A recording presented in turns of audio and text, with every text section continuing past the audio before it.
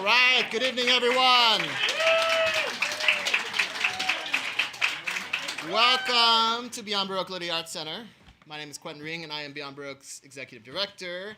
We are here for what is a very special event, the launch of Susan Hayden's book, Now You Are a Missing Person. Round of applause. Yes.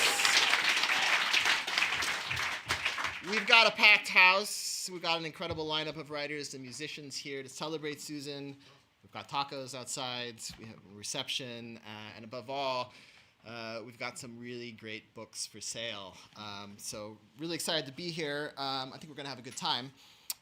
Before we get started, though, I did want to begin by recognizing Beyond Baroque's presence here on the traditional, ancestral, and unceded territory of the Gabrielino Tongva peoples. We acknowledge the wrong done to these peoples through settler colonialism, genocidal practices, and the violent dispossession of their land. And as an arts organization, we are committed to uplifting indigenous writers, communities, and their art. As many of you know, Beyond Baroque is Los Angeles' oldest literary institution. It turned 55 years old this year. Yes. And we're going to be celebrating that landmark this fall with a big party, a little bit of a gala, and a series of special events, so stay tuned for more info on that. Over our history, we've built a community of poets, writers, and artists through our workshops, readings, performances, exhibitions, archiving, all sorts of other strange things too in this theater. All of what we do is centered on our commitment to expanding the artistic possibilities of language and to supporting poets and writers and artists as they experiment with language, develop their craft and form artistic collaborations, and create community. That work goes on here pretty much every week as it has for 55 years. We do have some exciting programs coming up. Most notably, next Saturday, we have a Queer Writers Festival in celebration of Pride Month. We also have a tribute on Sunday to the great Burt Myers. And the following Tuesday, we're going to have a reading with Dana Levin, F. Douglas Brown, and Natalie J. Graham. So please do come back for that. After that, we'll be on a little bit of a summer break, and then we'll be back later in July with more programming. Please check out all of these programs and more on our website. And please do consider becoming a member. Memberships start as little as $60. You can purchase it through Pablo or Jenna in the bookstore or on our website. They support everything we do here. They help keep these programs free to the public. If we do have to charge, you'll still get in for free. We're actually going to be starting some work on the patio on Monday, so your contributions help renovate the space as well. So we're going to be repainting, replanting, making it wheelchair accessible back there. So we hope to reopen it in the fall. So please come back to see that when it's done. But that's enough about Beyond Baroque. What we're here to do tonight is to celebrate Susan and her extraordinary new book.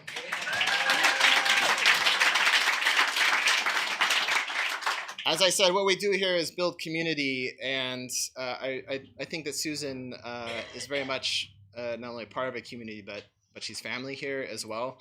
Through her work here at Beyond Baroque, through her own series, Library Girl, all across Los Angeles for many, many years, she's just built a wonderful, wonderful, rich group of friends, poets, artists, and it's just really special to me to have everyone gathered here to celebrate her tonight. And beyond building that sense of community, she's an extraordinary writer. I think you're really going to enjoy hearing her reads, and it's just an honor to be able to celebrate her and her work. So thank you, Susan, for bringing this book into the world, and thank you for bringing everybody together tonight.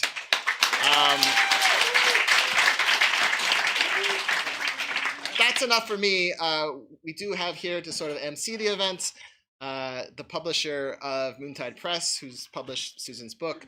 Please, everyone, welcome Eric Morago to the stage. Thank you for being here. Thank you again, Quentin. Thank you, Beyond Baroque. Thank you all for coming here for this amazing, amazing night celebrating Susan's wonderful book. If you don't know what the book is about, there's a little bit of an intro I can tell you a little bit. It's a lyrical memoir. It was published by Moontide Press again.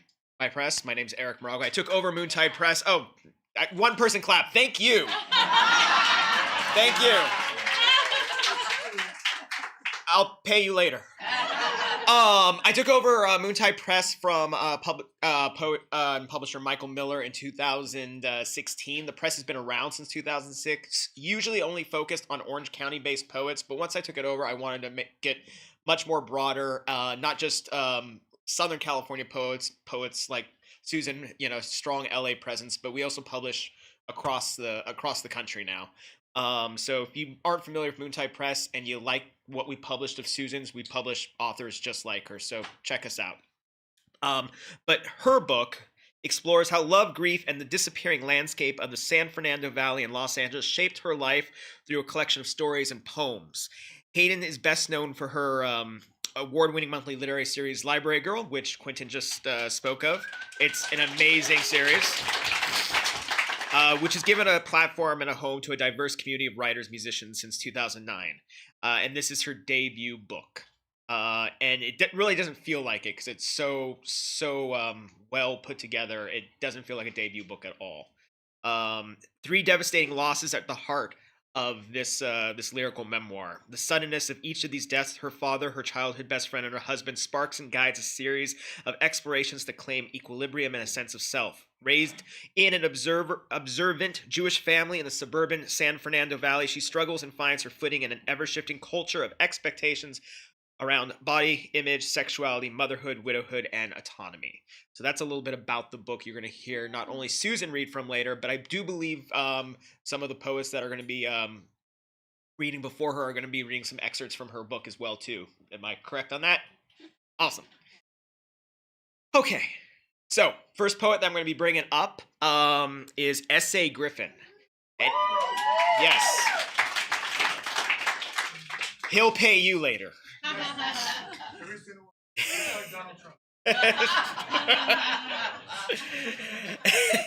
He drives too fast, sleeps too little, and thinks too much. He's the co-editor of Beat Not Beat, an anthology that Moontide Press actually published as well, too. We're very proud of that. And his second book from Punk Hostage Press, Pandemic Soul Music, features drawings by his late sister, Robin Lynn Griffin. In 2010, he created and toured with Elise the Poetry Bomb, a Vietnam-era practice bomb converted into an old object filled with over 900 poems from around the world, all in an effort to inspire civil disagreements. Father, husband, cat lover, left-handed lefty, seems redundant, and Vietnam era veteran. Please give it up for S.A. Griffin, everybody.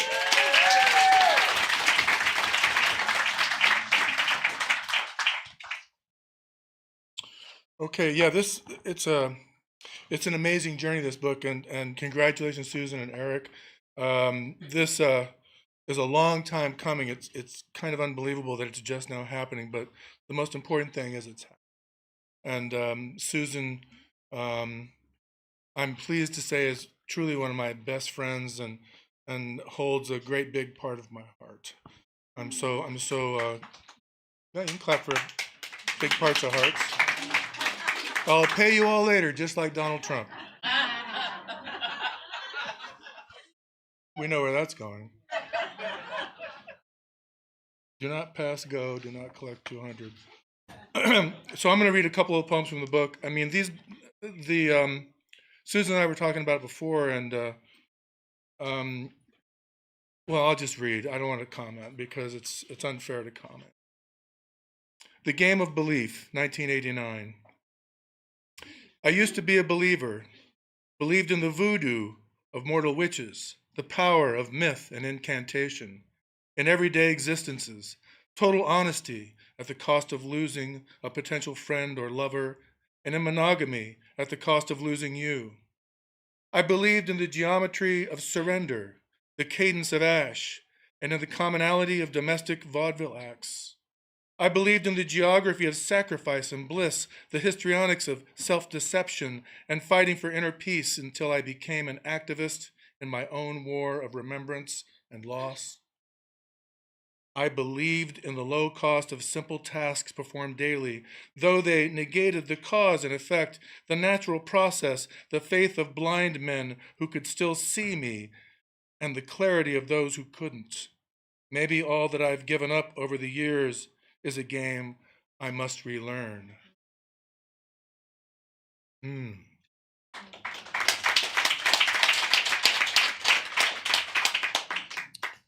for me, this was quite a journey because I relate to in my own way, a lot of the loss. Boys without fathers. This has always been a quest story. Adventures, magical rewards, the tests. Running for my life and from my life since I had feet. Running to meet men who were once boys without fathers. They learned their way around things, not by choice. They've given voice and reason to my tiny leaps toward the unknown, and I was and still am prone, susceptible to their lack of guidance, that moral or immoral code invented by being let loose to draw conclusions of their own.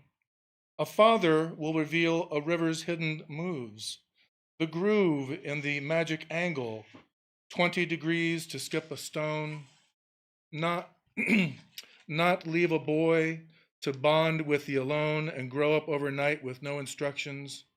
A father will show how to build a fire, pitch a tent, give directions, embellish all reflections, fight with snowballs, fish through ice. He'll be the one who says, roll the dice, it's your turn, your turn. This has always been a quest story with its circuitous route, its point and its shoot, its natural disasters, still running to the men who were once boys without fathers, to seek from within them what's unwritten, the secret to dreaming, the unmarked trail, the back road home, the way to make peace with the alone, the adventures, the magical rewards, the tests, and a plea in their honor, a simple request, please teach me how to grow up my own boy, the one without a father.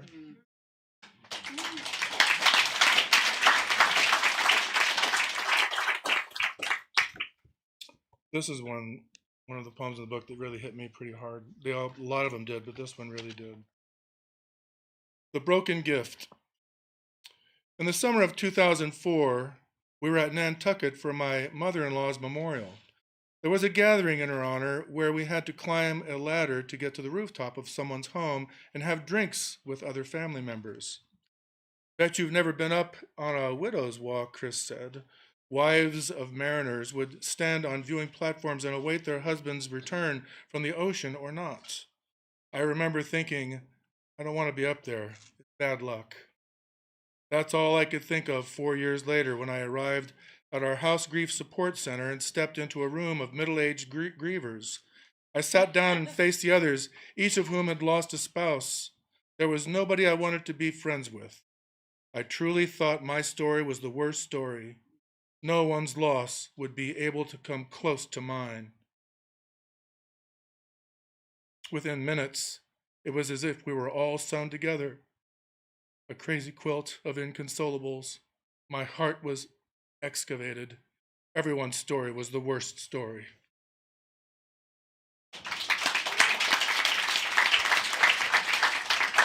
And we say this glibly all the time, I'm so honored, I'm so honored. I am so honored to be here today. I'm so honored to be here in front of all you, for my friend Susan, for my love Susan, for our poet Susan, for our community organizer Susan, and here at Beyond Baroque too. And for her first book, goddamn, it's a long time coming, Susan. Beautiful thing.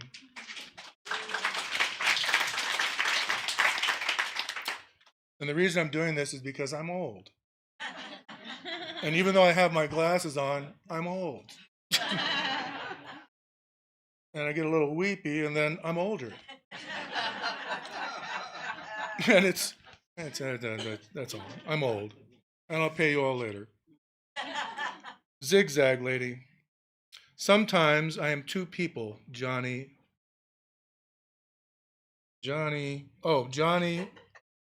I'm just so fucking small. Susan, come up here and read this for me. Just read this, just read the italics. You know what it says. Susan Hayden.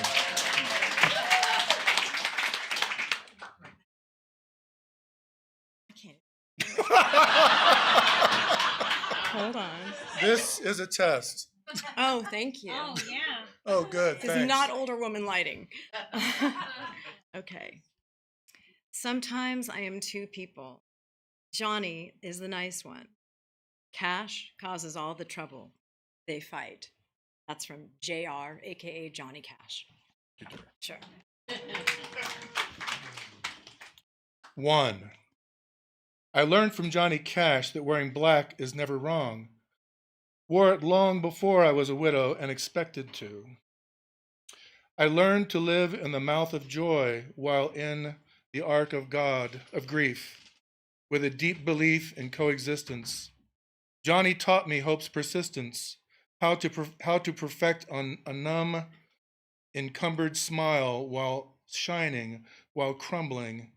He was an inner swagger, an open shield, which showed me how to yield when push came to shove, to rise above temptation or pretend to. I've been a celibate whore, a wayward monk, and every possible swear word in between. Lean in, Cash would say, if he were a Buddhist yogi, but he was just another Christian sinner. And faith is classic, swaying me to the sword fight, the promise of flickering light, if only I tried harder. Even as the man in black repelled me with infidelity and plagiarism, I pedestalized him, identified with his redemption and humanity, his double message like a smashed mirror, rear view and showing me how clear and fragmented, how strong and shattered I really am. 2. I learned from Johnny Cash that I could love you like an old-time country singer, conviction-based, laced with gospels from his mother's hymn book, where the soul of man never dies, in the garden, when he reached down his hand for me, soft and tenderly, in the sweet by and by, just as I am. But our time was short as modern country, a 3-minute feel-good, feel-bad song overladen with adjectives, an explosive chorus, a redundant verse. How I curse myself for turning us into that sheared, haunting ballad we would both play out, forcing you to doubt my integrity. Perhaps if you knew I was a lot like Johnny Cash, 2 people in one body cut in half, we could hold the ornamental staff. Together, balance the right with the cruel, as no one is a fool here, and never far from how I dreamed us into being. Thank you for listening to me. And one of the things, the coolest thing, I know the artist is in the house. This cover is staggering. It's a beautiful cover. It's really, I mean, when Susan sent me this image, I said, I'm jealous of you. I mean, this is really an amazing cover and an amazing book. Congratulations, Susan. Congratulations, Eric. Buy this book, read it.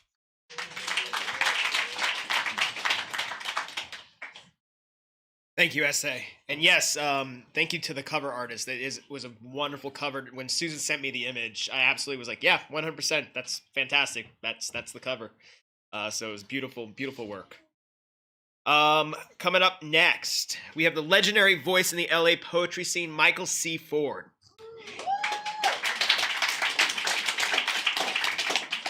He's produced a steady stream of print and recorded products since 1970. Hen House Studios continues to publicize and market his recorded tracks, Look Each Other in the Ears, 2014, with surviving members of a 1960s theater rock quartet most of you may remember as The Doors. A chapbook titled Populated Wilderness in conjunction with Ion Drive Publishing is being produced as a fundraiser for Lockwood Animal Rescue Center. His most recent collection of poetry and prose we published by Mystic Boxing Committee Press. Please give it up for Michael C. Ford, everybody.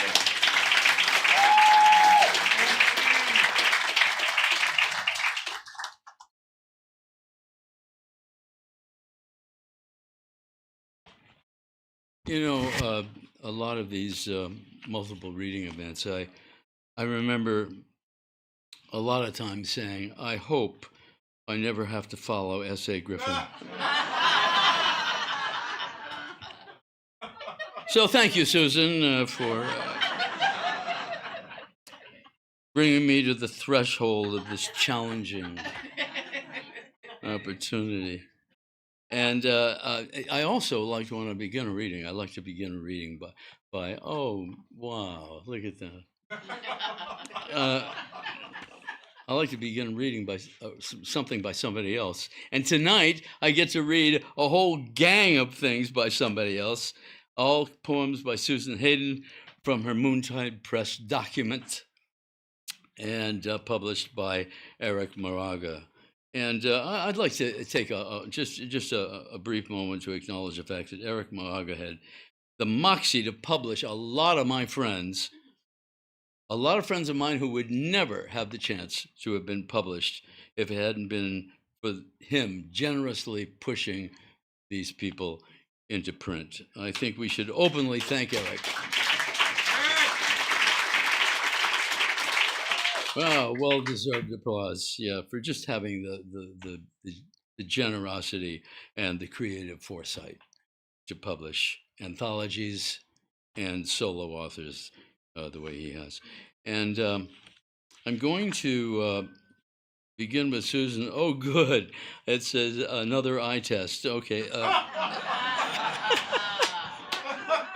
No, this is Susan's take on this is it's almost a surrealist diary note Susan wrote invoking the image of an actor named Wayne Maunder. Now, Wayne Maunder, for those of you who need to know this, did a couple of TV series, a lot of TV series, I guess. One in 1968 called Lancer, and in 1967, the year before, he played the part of General Custer in The Legend of General Custer.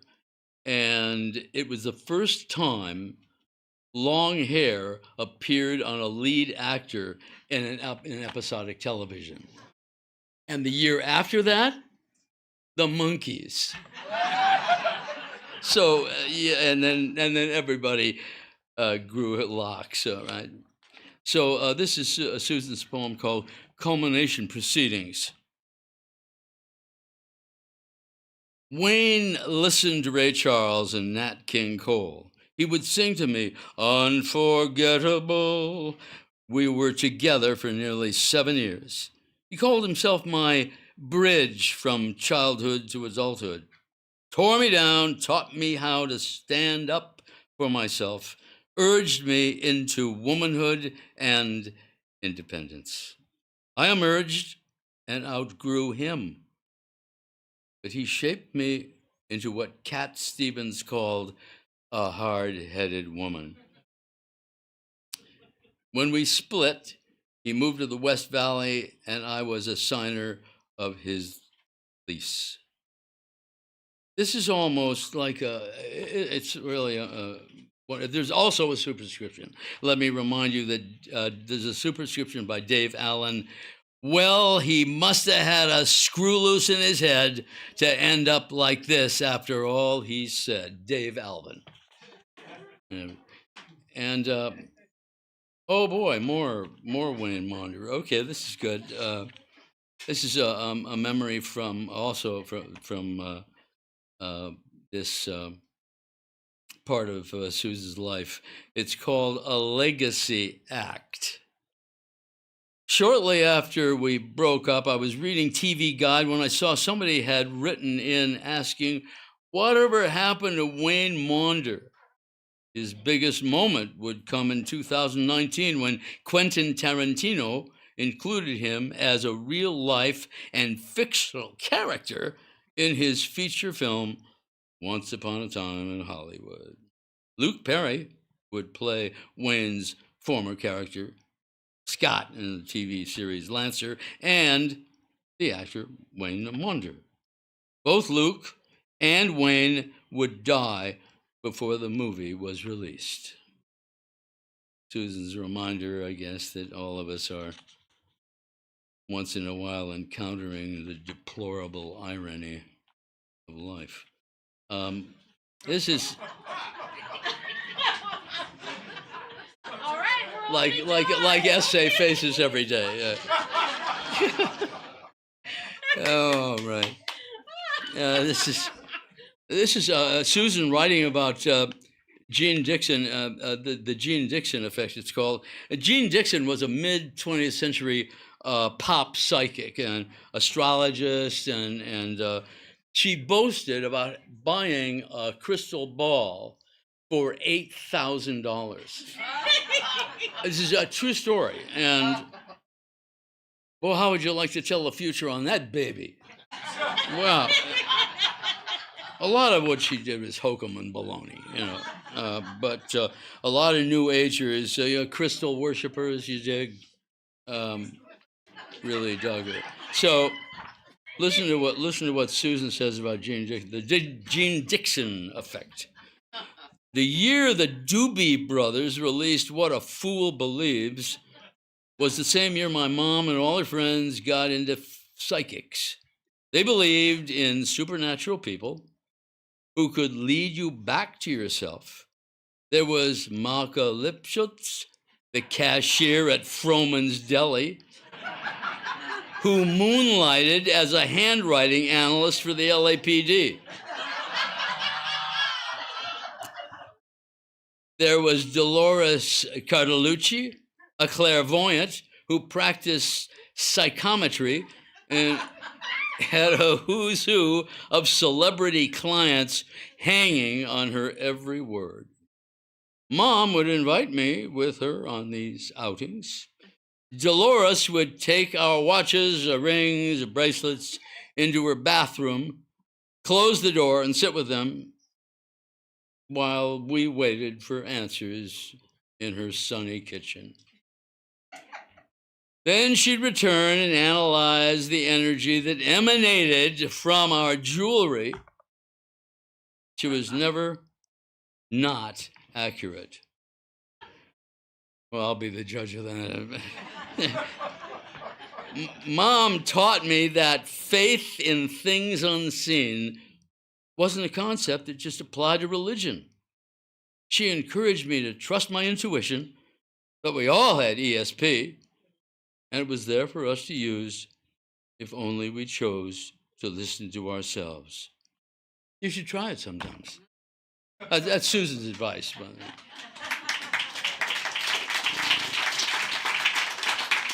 And okay, this is a poem where Susan titles this "Darby Slick was onto something." Darby Slick had a band in 1964, acid band in San Francisco called the Great Society. He named the band after Lyndon Johnson's idiotic referendum for 12 years of Vietnam, the Great Society. So Darby Slick had an irony going on there too in the title of his band. His wife Grace Slick was in that band, and when she divorced Darby Slick, she moved over to a band called Jefferson Airplane, and the rest is history. So this is titled "Darby Slick Was Onto Something." He was a Connecticut Yankee with a Christian name. Child of the 60s and a win-win compared to the sincere California liars I'd previously attached myself to. Yeah, the ones who'd assisted in ensnaring me in a perpetual state of discontent and ecstasy. He was high-low, a cross between the Colony Club and the Upper East Side and the Speakeasy Cocktail Bar on Pico Boulevard in Santa Monica. He played guitar with a harmonica holder around his neck, wrote his own songs, sounded like Jim Croce and Harry Chapin, had tears in his throat. He told me he'd come close to being a big star, that he'd acted in almost 100 television shows, guesting or reoccurring. He said he was on the precipice in a good way. He was a relationship person, father of a 10-year-old boy. He'd never been without a woman. He wanted somebody to love. He needed somebody to love. I was drawn to his want, to his need. Gave him a refreshing quality, even with a familiar hot-headedness. He was a breather from the proseurs. I decided to marry him then. tortured myself with the plague of all interfaith unions who would perform the ceremony. A priest, a rabbi, or both. I went to a wedding one time, and the girl was Irish Catholic, and the guy was Reformed Judaic. And I saw this, two clerics, right, both of them together, conducting the ceremony of these two people. I never saw it before, never saw it again, but this poem reminded me of that moment. This is my last blast, and I'm going to read something I wrote for, and then I'm going to make room for the author of the hour. I wrote this for Susan. This is no surprise, by the way. Susie, when did I write this? For a birthday, a birthday party, I guess, because it says here, for another reason for not having a birthday, dedicated to the life of Susan Hayden. So that's the occasion, and this is called Why I Am Not a Novelist. I do not maintain any degrees of discipline necessary to find my way through the labyrinthine paragraphs of clear and cogent description. But among the most imperious reasons for never novelizing my imagination is because I more than imagine my incapacity to be as novel as you are. I recognize my inability to prose my way through treasure under the literary earth when you alone are unique enough to know where it's buried. That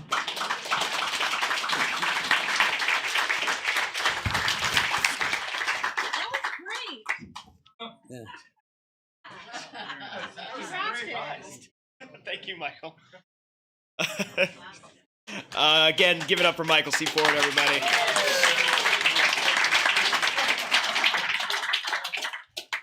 And I want to thank you, Michael, for those kind words. When I took over the press, it was my goal. My number one reason for doing it was to be able to publish authors who often may get overlooked by larger presses. Moontide published my first book in 2010. And I love the fact that they gave me that chance to have my first book out. So I made it the number one priority of taking over the press to do that and to publish, take chances on anthologies and take chances on poets that really believed in their work and believed in their voice. And Susan is definitely one of those people. I appreciate the acknowledgement of that very much. It means a lot, Michael. So thank you. And as I said, Susan is definitely one of those people. When she told me that she had a book and she was interested in pursuing publishing with Moontide Press, it was a very quick yes for me. I didn't have to, debate it or think of it. I not just because I knew it was going to be a success, but because I just knew it deserved to be. So thank you, Susan, for trusting Moontide Press with your first book. And I'll also say this, that she was incredibly gracious to work with, and I will always say yes to anything you bring forward to me. You were just very, I know sometimes you worry that, like, am I too much? Am I too much? You weren't, because you were just so incredibly kind and humble, and it was a pleasure to work with you. Now it's on record. Everyone can hold me to that. Susan is a multi-genre writer on a scavenger hunt for love, magic, and home in a disappearing landscape. Her work has been published in numerous anthologies, including, most recently, Beat Not Beat. Hayden is the creator and producer of Library Girl, the long-running monthly literary series at the Ruskin Group Theater. It's an amazing literary series. If you've never been there, you should definitely go. She's the proud mother of singer-songwriter Mason Summit. She lives in Santa Monica with her husband, music journalist Steve Hochman. Now You Are a Missing Person is her first, and not going to be her last published book. Give it up for Susan, everybody.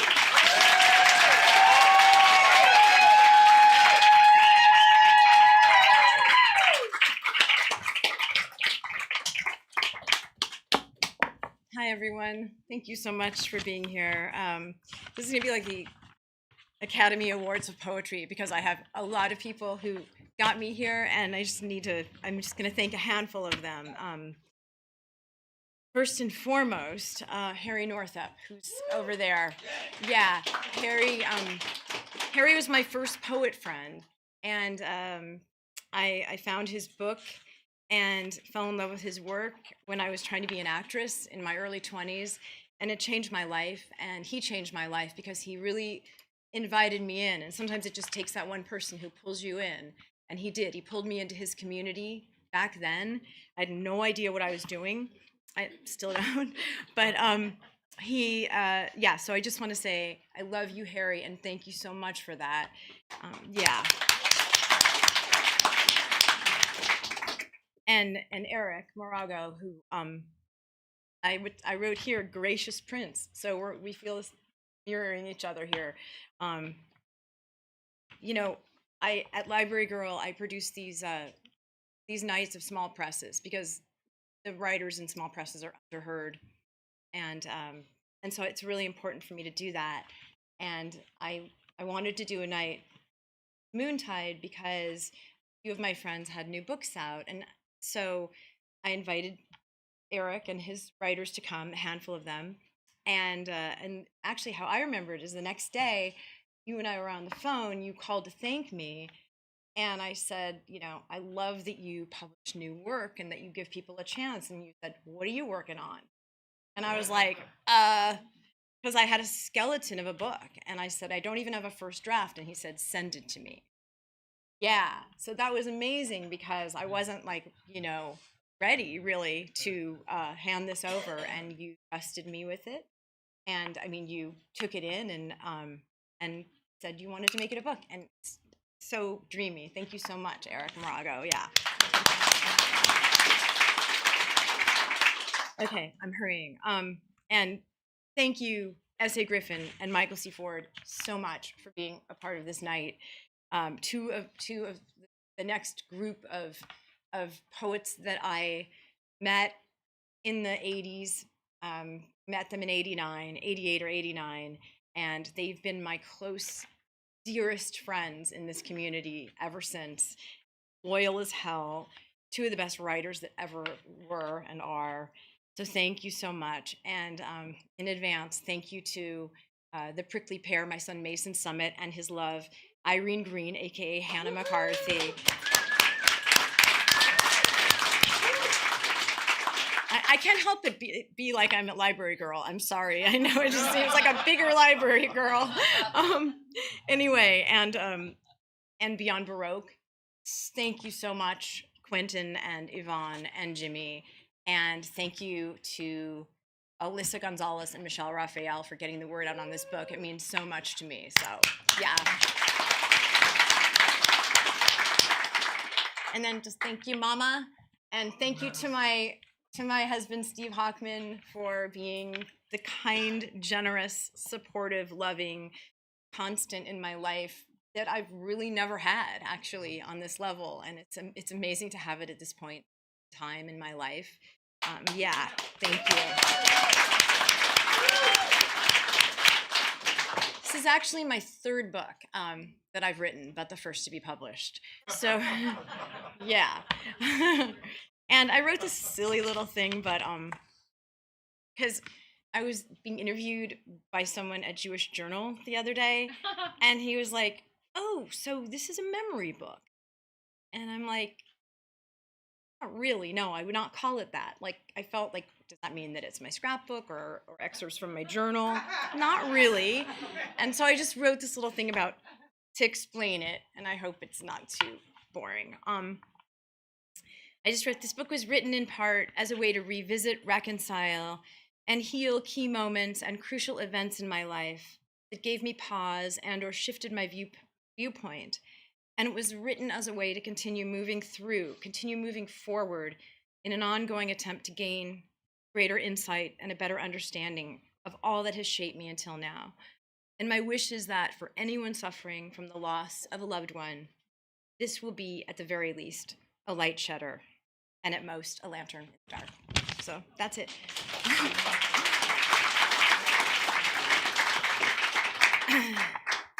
And I want to thank Hazel Do you pronounce it Angel or Angel? Where are you?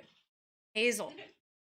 Hazel Angel. Okay, so I'm gonna just say, really, maybe the biggest thank you in the room is to Hazel for creating this art that was my muse for the book. I mean, it actually had many more skulls at the bottom, but when we formatted the book, they couldn't be included. Hazel is a friend of mine, a friend of mine, and they are beyond amazingly talented. This is a collage. They use an X-Acto knife, something, right? Is that what it is? Yeah, and I saw it online, looking at their collection of work, and I was like, oh, this is a book cover. Oh, I should probably complete that book I've been working on for the last 40 years. Anyway, and so this was my muse, and thank you, Hazel. Thank you so much.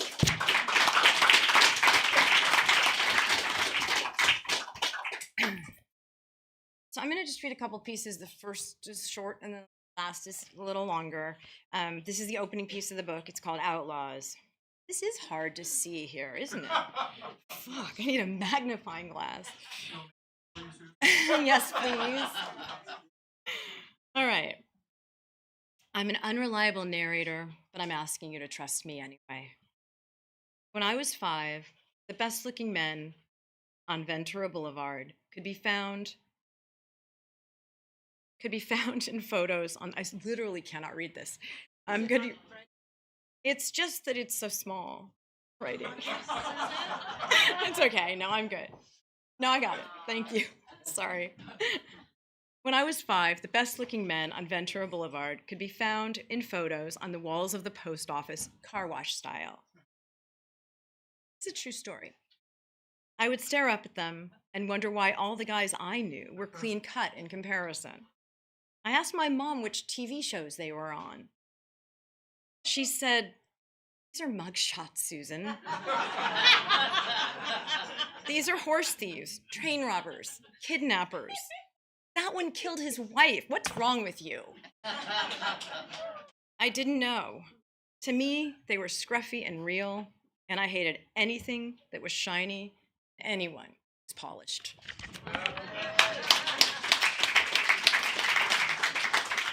And Exhibit A is my husband over there, who looked a little more like an accountant when I met him, and I've scruffed him up a bit.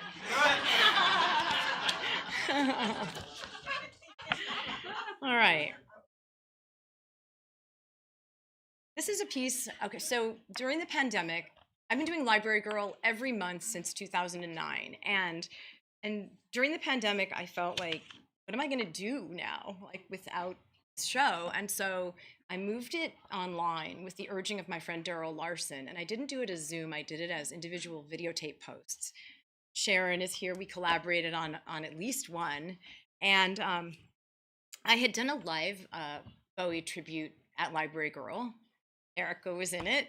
And I decided to bring Bowie back because I really wanted to do the theme, Hang On to Yourself. We were all trying to find ways to hang on to ourselves during that time. And so I did like Bowie tribute number 2, but online.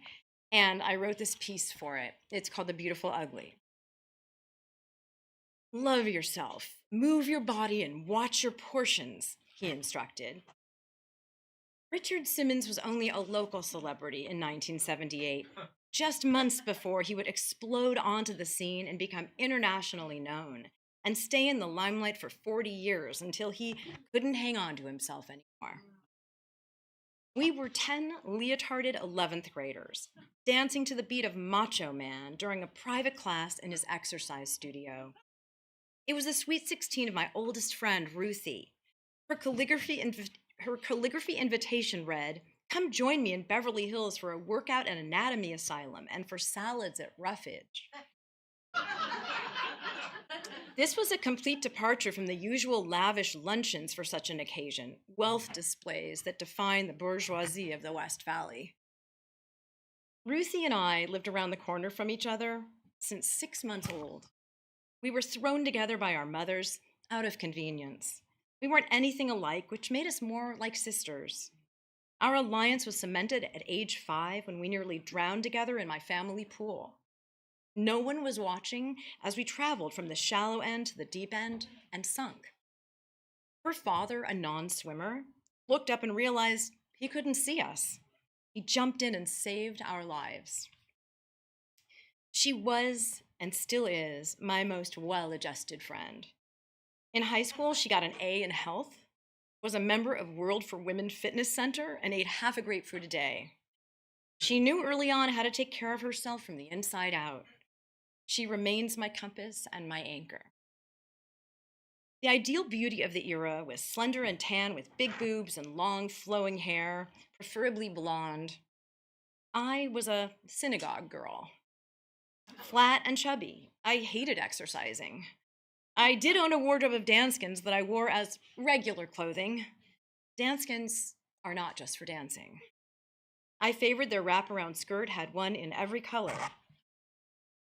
In 1970, the average age a girl started dieting was 14. I was the queen of the crash. Scarsdale, Atkins, Stillman, the cookie diet, the cabbage soup diet, the sexy pineapple diet, the Beverly Hills diet, the Israeli army diet, AIDS, appetite suppressant candy, and Dexatrim. I used my body sparingly. In gym class at Birmingham High when I wasn't busy faking an injury. And the night I got naked and underneath a 20-year-old man, losing my virginity in the name of true love, only to find out it was a one-off. By 15, I'd been touched without my consent 3 times. First by a babysitter when I was 8, at 12 at a slumber party by someone 36 who fingered me in the dark while I was sleeping, and at 14 when a friend's older brother violently pounced on me, covering my mouth, holding me down, calling me a slut, groping and threatening me. I successfully fought him off, but he left deep, bloody scratches I covered up with Joe Blasco's TVC-15 fertilizer. I managed to hang on to myself. These secrets were stuffed away in emotional drawers. There were no confessional talk shows on TV, and recovered memories weren't in style yet. Mom listened to Dr. Tony Grant on KABC constantly, and though I was tempted to phone in my laundry list and ask for help, she seemed anti-feminist to me. It was different than it is now. Kids weren't given clear-cut skills to use in the event of a transgression. People got away with all kinds of things without ever getting caught. My body felt like a vandalized temple. I learned to wear weight as a shield, as a master of camouflage. Thanksgiving is this Thursday, Richard Simmons warned us. You know what that means. Everyone gains 5 pounds. You know you're going to overeat. You must try extra hard today. That means you, he shouted, pointing at me, even though I was positioned in the back of the room, hoping to disappear into the wallpaper like a Francesca Woodman self-portrait. I was mortified at being seen in tights and a leotard in front of my friends. Sprawled out next to me was Kimmy, a natural at warm-ups, stretches, and dance routines. Her mom had been teaching calisthenics in their living room with no mirrors since her parents' divorce. Kimmy was my bright angel. We became inseparable in 4th grade, when I lured her into collaborating with me on a publication I was creating. It was a mixture of my dad's 2 mainstay magazines, Playboy and Sports Illustrated. I called it Sex Illustrated. And together we'd draw unclothed stick figures with exaggerated body parts in compromising positions. Once we'd found each other, me and Kimmy, we would never let go. She was a combination platter of Farrah, Brigitte, and Olivia Newton-John. She lived on figurines, those crunchy diet bars. She was 75 pounds and swore by nice and easy, with impossible blue eyes, narrow hips, and enormous tits, real ones. But she never felt like she was enough. The girls at school thought she was conceited and kept their distance. They didn't realize she was shy and insecure. It was hard for anyone to grasp that someone who looked like she did could be plagued with self-doubt. I didn't fit in anywhere either, and she gave me a place to fill. It was her breathlessness, her open heart, and her willingness to connect that drew me to her. was nothing like belonging. Richard Simmons in his black tank unitard was sizing up Kimmy like she was the only girl in the room. After class, we gathered at the Roughage Salad Bar, but Richard Simmons grabbed Kimmy and dragged her away from the party to a woman with frosted hair and a fake-looking face who'd been wanting to meet her. She wasn't wearing a dance skin. The three of them huddled together for 15 minutes. I was about to get in line for seconds when Kimmy returned, blushed and frazzled. I was just invited to pose for Playboy. She blurted out, that lady I've been talking to is their photo editor. She's on the Great Playmate Hunt, scouting nationwide for a centerfold for their 25th anniversary issue. She thinks I'm it. Playmate of the Year. I don't know what she sees in me. Ruthie's mom announced that it was time to open presents. She'd brought a Hanson's birthday cake, but everyone was too embarrassed to eat in front of Richard Simmons. So she decided to leave it in the car. Someone gave Ruthie an oversized satin pillow in the shape of a Baby Ruth candy bar. It got tossed around roughage like a volleyball, and within minutes, in shreds. So, you gonna spread your legs for Playboy? I asked Kimmy. It's tempting, she said. She offered me thousands of dollars. I told her, I'm only 16. She said they'd work around it. I could lie about my age. I told her my dad reads that magazine. I don't want him to open the centerfold, start beating off, and realize it's me. I said no, even for that much money. Wait, there's more. Sorry, almost over. I was proud of Kimmy and stunned by her flash decision. She'd wanted to be celebrated for something since grade school. This could have been her big break, her ticket to becoming a Bond girl or a game show hostess. It would be the only time in Kimmy's life that she would hang on to herself. I wasn't any more stable, had no idea how to balance food or emotions. Small portions made me feel unloved. Anorexia was on the rise, and I kept getting bigger. I had a grease tooth, lived on fast food. It made me break out. A dermatologist diagnosed me with a condition called McDonald's acne. It's true. Binging and restrictions helped to numb feelings of guilt, depression, and shame. That day at Roughage, Richard Simmons had put his arm around me like a concerned father and said, I've been watching you. You're very attractive, but you need to lose 10 pounds now before it becomes 20, and it will. Why was everything a mixed message? Why did we all have to think thin to be considered desirable, worthy? It would take years for me to learn to treat myself with gentleness, compassion, and finally, self-love. By 1990, the average age a girl started dieting had dropped to 8 years old.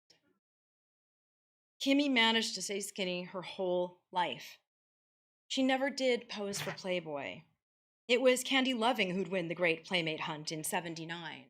But Dorothy Stratton would become Playboy's shiniest star, pegged as the next Marilyn Monroe, appearing in their August issue and as Playmate of the Year in 1980. It scares me how much she resembled Kimmy.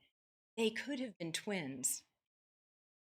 Stratton would lose her life at 20 to all of the beautiful, ugly things that make this place LA. She was ensnared long before she was murdered. As for Kimmy, she was delicate as a hybrid tea rose, fragile, broken in the box. When we were girls, I wanted to be her, but when I realized that would never happen, I tried to save her. Kimmy was too consumed with feelings of... Someone's phone? Kimmy was... She would call. Kimmy was too consumed with feelings of inadequacy to find any true happiness. She battled depression and eating disorder, a series of bad relationships, and drug addiction.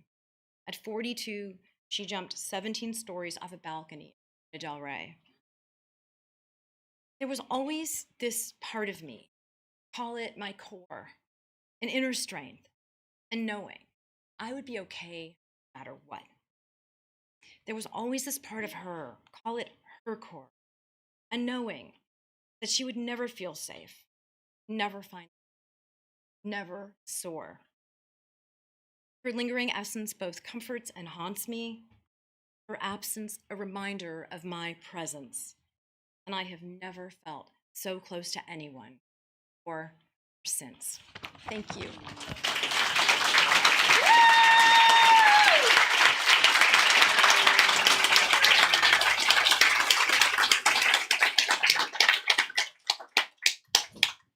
Thank you, Susan. Wonderful. Please, please, please do buy the book if you haven't. To read all those amazing poems and stories, they're incredible. Closing out this evening is going to be the band Prickly Pear, Irene Green and Mason Summit. They are a duo specializing in angsty Americana with a contemporary perspective. Both have pursued solo careers, but sought to combine their talents in a project that demonstrates a deep mutual love of country, Western traditions while staying true to their own musical instincts. Long Gone, their latest single, came out in April of this year. The two are currently based in Nashville. For updates, follow the Prickly Pear Music on all platforms, probably even MySpace. Does that exist? Sure. Please, without further ado, give it up for the Prickly Pear, everybody.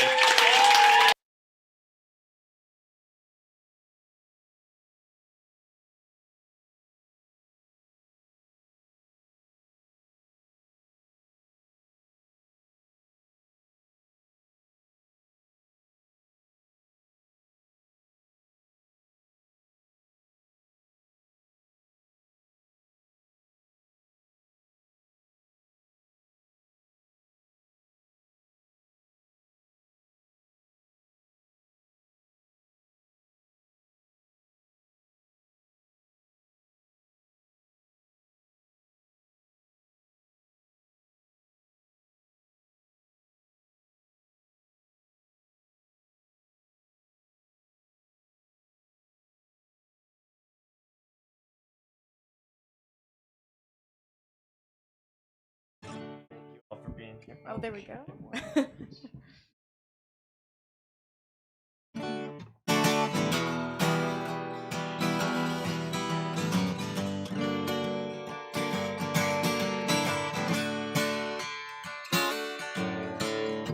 She's selling flowers in the street,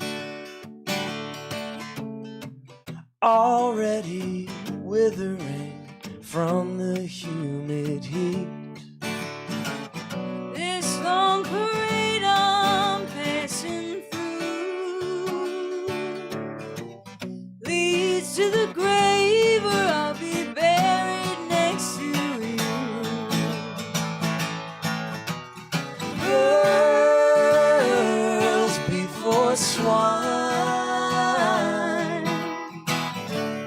pull the wool over my eyes.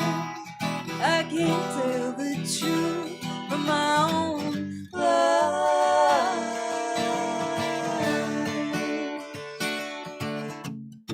Now what's become of the old place? She paints and powders over wrinkles on her face. And I've never seen you in the light. Afraid I dreamed you of another fevered night. Girls before swine pull the wool over my eyes.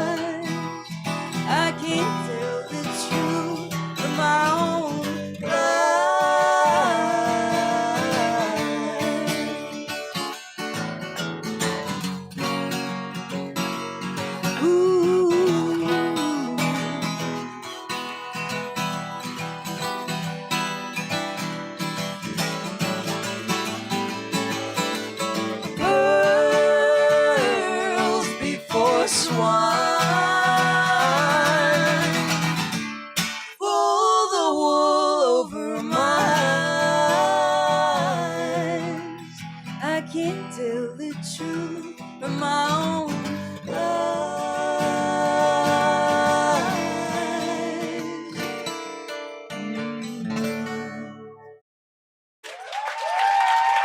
Thank you so much. We actually, yeah, oh, thank you. We actually wrote that song for a library girl. We sure did. A while ago. Yeah, Susan is so important to us. Obviously to you, Yes. but so important to me.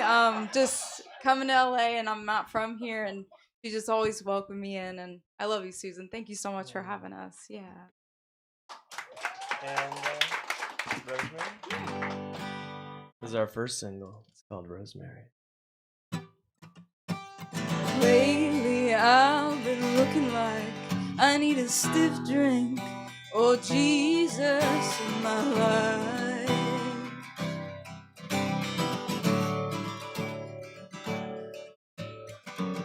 I know I said you are.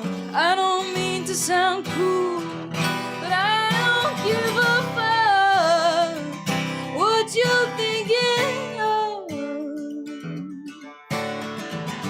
I miss you most nights, but I don't pray, 'cause I know God, He's not listening. Oh, cut it out. Straight through my eyes, spit it out. I'll be your rosemary. Send me to live in the country where no one will bother me. It'll give you a peace of mind not to witness my decline. Be realistic. You are never mine. Yes, I've been this sad since I was 2 years old. I got it from my mother. And it's strange to me how bags of carbon and water can do so much damage to each other. You leaned on me and chipped my enamel, but kept it all safe undercover. Oh, cut it out. Straight through my eyes, spit it out. I'll be your rosemary. Send me to live in the country where no one will bother me. It'll give you a peace of mind not to witness my decline. Be realistic. You are never mine. It'll give you a piece of my heart not to witness my decline. Be realistic. You are never mine.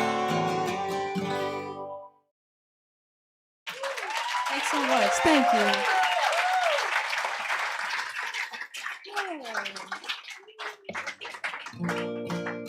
This is a newer tune of ours. Mhm. I'd like to say shout out to McCabe. Yeah.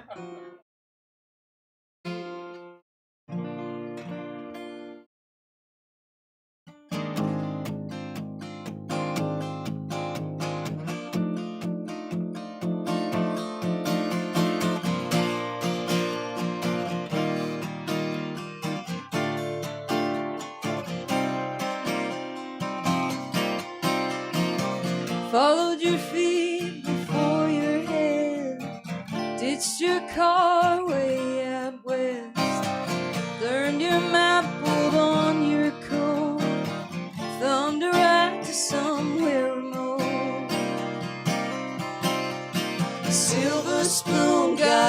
honesty. You gave away your trust fund money.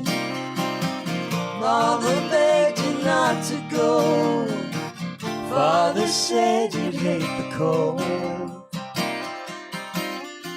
Folks and friends trying to track you down, 'cause you didn't tell a soul you were leaving town. Fumbling across the frozen ground when you're finding yourself. You don't wanna be found.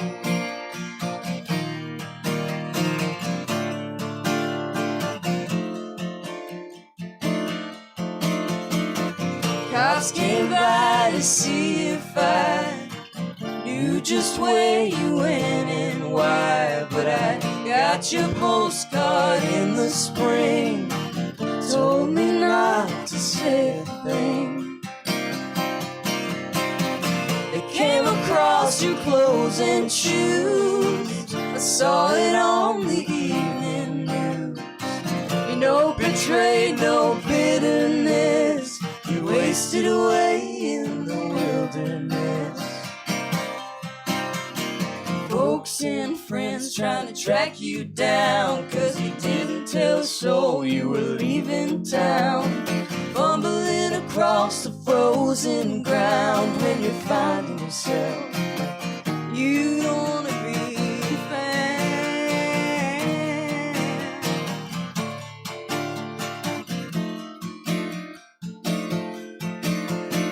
Don't look back, they're gaining on you. Just cut and run like you always do. Dead men don't decide what's true.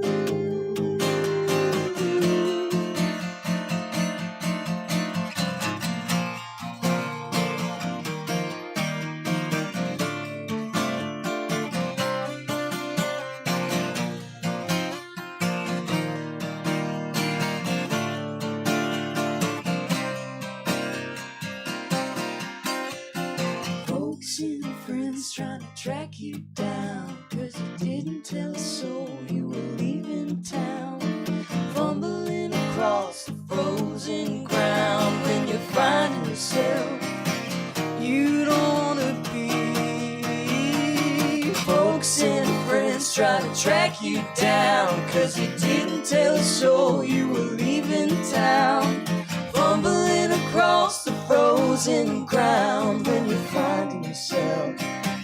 You don't wanna be, you don't wanna be, you don't wanna be found. You don't wanna be found.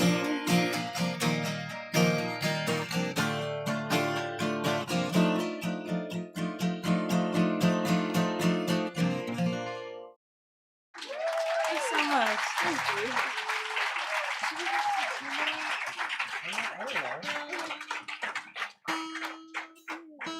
Well, this next one is the first tune we ever wrote. First time we ever met. But it's not out yet, weirdly. It will be though. A Piece of the Sky.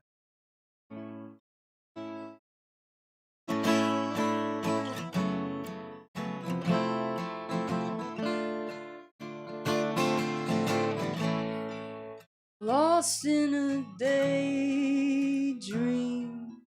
hungry for something more. A suit of armor, threadbare and worn against the storm. No harm do I intend. I'll see soon, but until then, I'm gone away, stranger than fiction, far, far away, out of your jurisdiction, in flight tonight.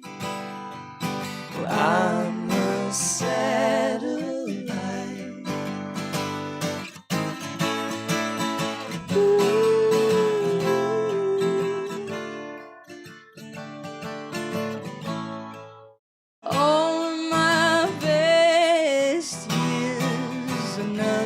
guy with the clip-on tie. Cold earth can wait till I have my piece of the sky. You won't know my Christian name. That's for someone else to claim. And I'm going away, stranger than fiction, far, far away, out of your jurisdiction, in flight tonight. Well, I'm a satellite.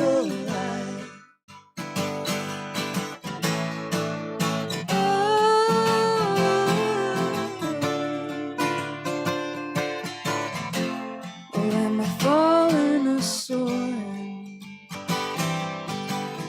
Well, at least I'm not boring you. Have I gone too far? Or will the ground give way to the storms? Way to the storms.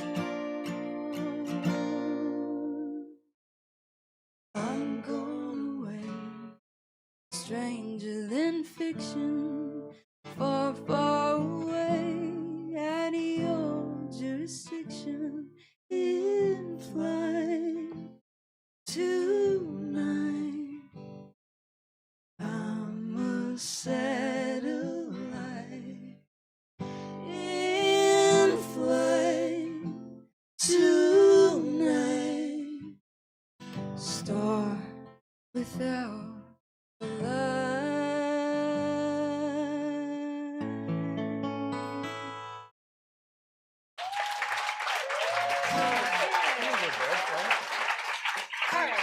We got about 3 more for y'all, if that's Does that all work? right. If that's all right, Alright. we don't want to. Thank you so much again for listening and having us. And in honor, of course, of my mom, we're gonna play a mama song. Yes. It's a Merle Haggard song. Mama tried.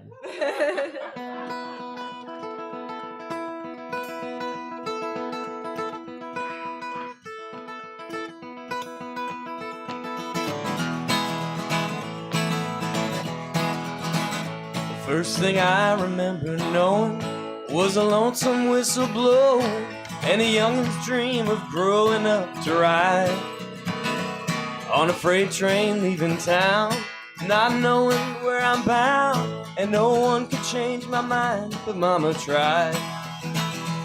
One and only rebel child of a family meek and mild, my mama seemed to know what lay in store. Despite my Sunday learning, towards the bad I kept on turning, till mama couldn't hold me anymore. And I turned 21 in prison, doing life without parole. No one could steer me right, but mama tried, mama tried, mama tried to raise me better, but her pleading I denied. That leaves only me to blame, 'cause mama tried.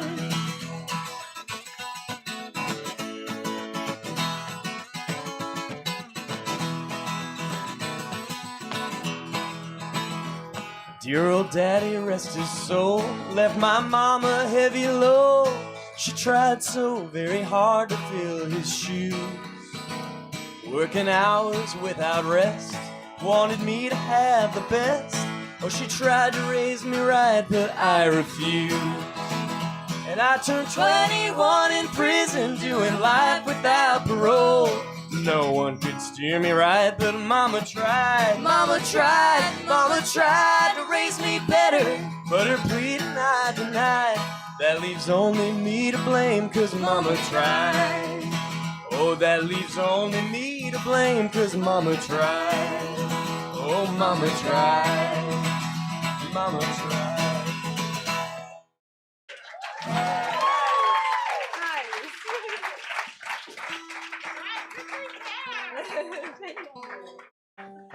Happy to report I got paroled just in time for this gig. Just in time. Next one's our latest single, Long Gone. Bring it back down for us now. Yeah, no.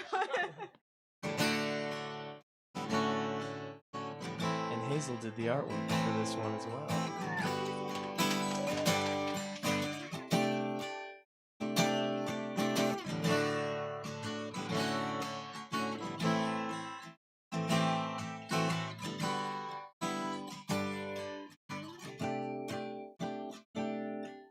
I shiver in the shower till I summon the power to dress.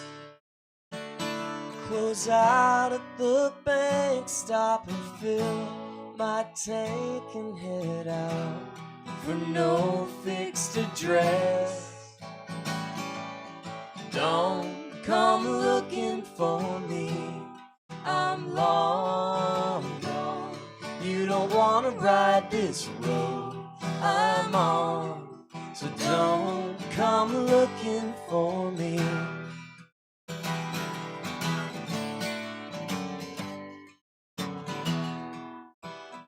Now I'm eastbound and down, one more one-horse town till I rest. I'm halfway through a smile and 40 more miles behind me. That same old sun sets. Don't come looking for me, I'm long gone. You don't wanna ride this road I'm on, so don't come looking for me.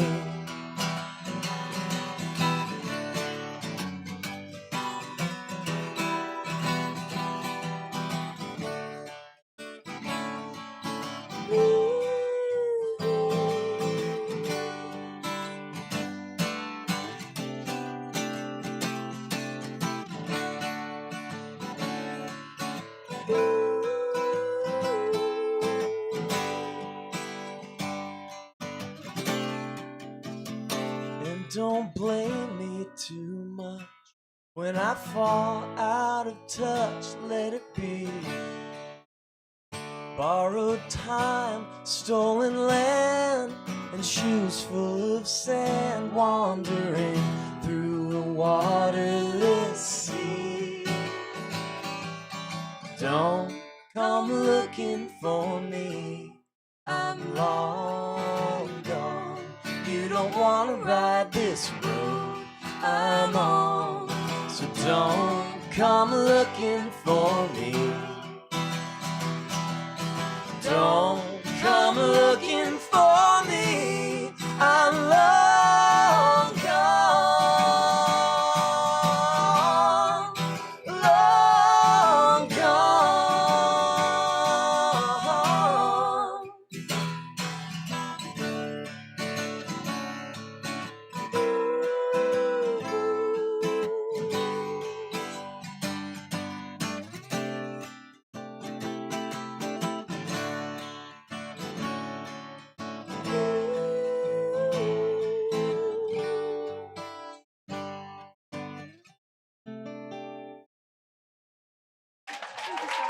Thanks a lot. Thanks, y'all. Well, it's an honor and a pleasure to Yes. be in the room with so many people who encouraged me, inspired me growing up. Learned a lot from so many of you from the time I was a fan, of course. So, and I really grew up at this place, this and the Ruskin. So thank you, Beyond Baroque. Love you. Yeah. I think this will be our last song for you. Yeah, if you here, you can follow us. I know that's Don't so- follow us home. But Don't follow us home. Yeah, don't not that kind of following. But you can follow us on Air Music. That's PAIR. That's PAIR. We normally have merch, but we forgot. We 'cause forgot. But yeah.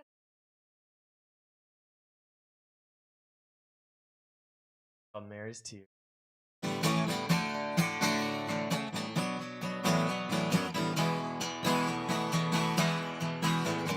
Daddy taught her how to shoot as soon as she could hold a spoon.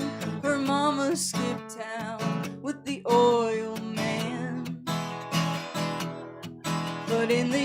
face in the alley, through some lilies of the valley, to give them water from rusted oil can. In a town no bigger than a postage stamp, miles from the next off-ramp, the only thing to do is drink and fight. Daddy lost his job, started getting mean. Mary found some work at the Dairy Queen, where the boys would come to tease her every night. But Mary's tears cover the ground, lining every street in town. Mary's tears.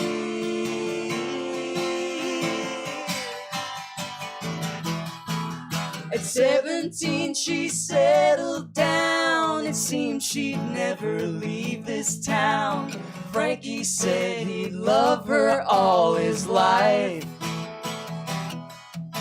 but he spent most nights with Jim and Jack, living it up and shooting them back. He'd stagger home and wail on his wife. So Mary started saving cash till she had 1,000 in her stash, eyeing Daddy's shotgun on the wall. When he came home after hours and trampled Mary's flowers, she knew she had to answer Satan's call. Mary's tears cover the ground, lining every street in town. Mary's tears.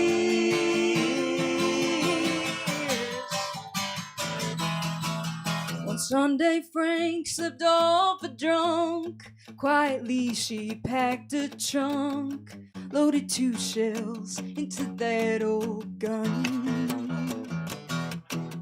At church the whole town congregated, and Mary killed that man she hated, buried him out back beneath that sun. Well, you can call it right or wrong, but Mary's tears, they still grow strong. People say she's down in Mexico,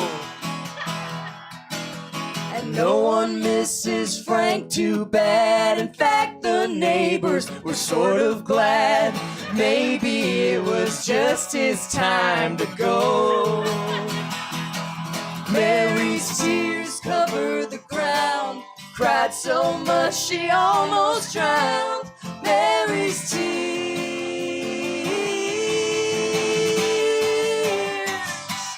Mary's tears cover the ground, lining every street in town. Mary's tears.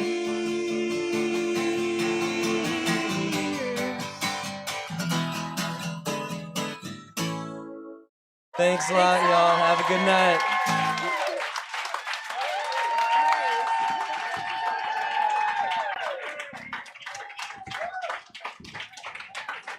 Another round of applause for the prickly pear, everyone. And for Susan Hayden. Couple notes: there are still tacos being served. The reception is outside. Please,